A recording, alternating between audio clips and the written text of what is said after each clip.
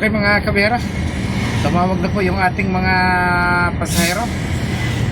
So oras na po para baybayin po natin yung gilid po ng Intramuros sa wall para makabalik po tayo doon po sa Manila Cathedral kung saan po natin i-drain up yung ating mga pasahero. So kukunin po natin uli at siguro pagkatapos po doon, pag nakasakay na pong lahat, ay didiretso na po tayo doon po sa Manila Ocean Park mga kabiyahero. So tara, ikot ulit tayo. Okay mga kabiyahero, habang umiikot po tayo dito sa loob ng Intramuros pabalik po doon sa Manila Cathedral, tulad ng dati, dagdag kaalaman po tayo. Ano daw po ba ang ibig sabihin ng Intramuros? So ang ibig daw po sabihin nito ay within the walls or inside the walls. Ito po kasing Intramuros ay napapalibutan ng makapal na pader ang buong community na itinatagpa noong panahon ng mga Kastila. Ano naman po kaya ang dahilan at pinaikutan ng makapal na pader ang buong Intramuros? Ang sagot, ang pader daw po ng Intramuros ay inilagay upang proteksyonan ang lungsod mula sa mga banyagang mananakop mga kabiyahero. So ang pader daw po na ito ay mayroong 6 na metro ang taas, may 3 kilometro ang haba at sumasakop sa kabuoang area na 160 acres. Sa magtatanong, kailan po ba ginawa ang Intramuros? Ang Intramuros daw po o tinatawag na Walled City ay isa sa pinakamatandang distrito ng Maynila. Itinayo sa may South Bank ng Pasig River noong mga taong 1571. Ito daw po ay isinagawa ng mga Kastila, more specifically ni Miguel Lopez de Legazpi, mga kabiyahero. Sino-sino naman kaya ang mga maaari o mga naninirahan sa loob ng Intramuros noong panahon? Ang Intramuros daw po ay tahanan karamihan ng mga opisyal na Kastila at ng ilang katuwang sa pagpapatakbo ng kanilang pamahalaan. Dito daw po sila ay namumuhay ng marangya sa mga naglalakihang bahay na bato na nadidekorasyonan ng mga pinaghalong European at Oriental influences. So kasama na po dyan ang mga nagmamahalang mga kortina, mga salamin, mga chandelier at mga Chinese porcelain. Okay, nakalabas na po tayo ng Intramuros. Hindi na po tayo sumugal doon sa gilid ng mga pader at natutumbok po nun yung Mapuwa at saka yung Lyceum of the Philippines. Bibis pa lang po ngayon at baka marami yung nakaparada doon sa gilid.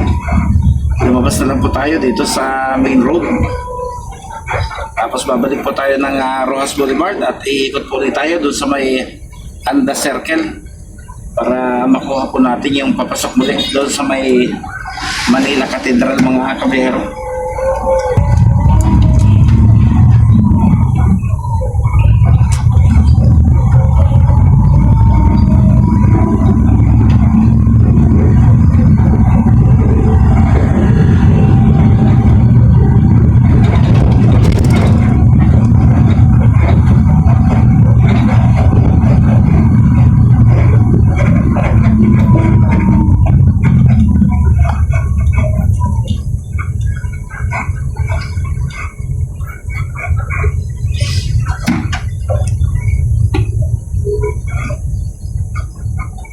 So, maiksi lang naman yung Rojas Boulevard mula dun sa Intramuros Gate at hindi pa naman po gaanong katrapikan. Mula dun sa kanto ng Rojas siguro pa 5 sasakyan pa lang po tayo.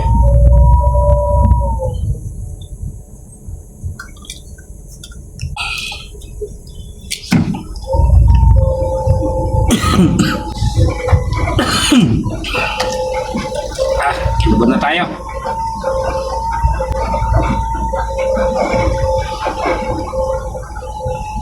So yung pagitan naman ng Manila Ocean Park at saka Manila Cathedral ay napakalapit. Wala pa yatang 1 kilometro. Mahaba naman yung oras pa natin.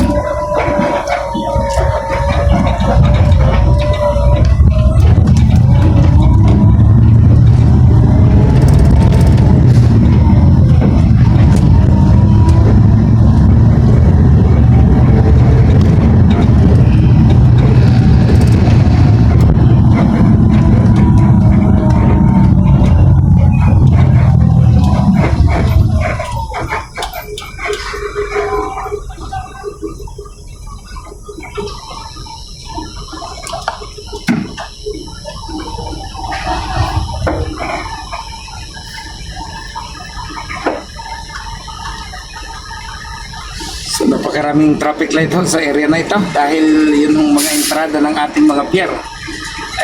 Nandito ko matatagpuan sa kalsadang ito. Pag dinire-diretso nyo po ito, tumatagas na po ito hanggang Nabotas at Malabon.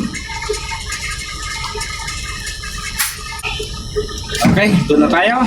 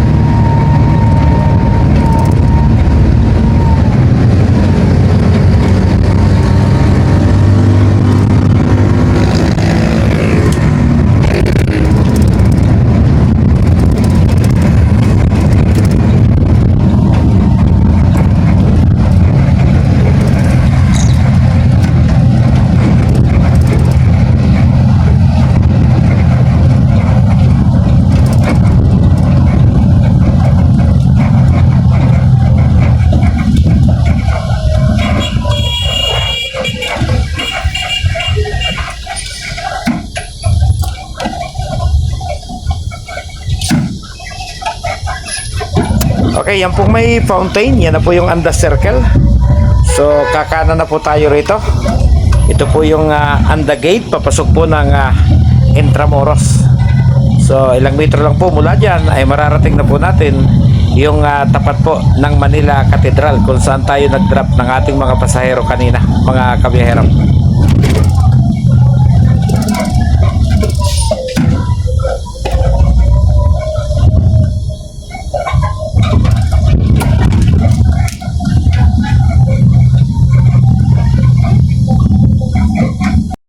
So ayan, natatanaw na po natin yung ating mga pasahero.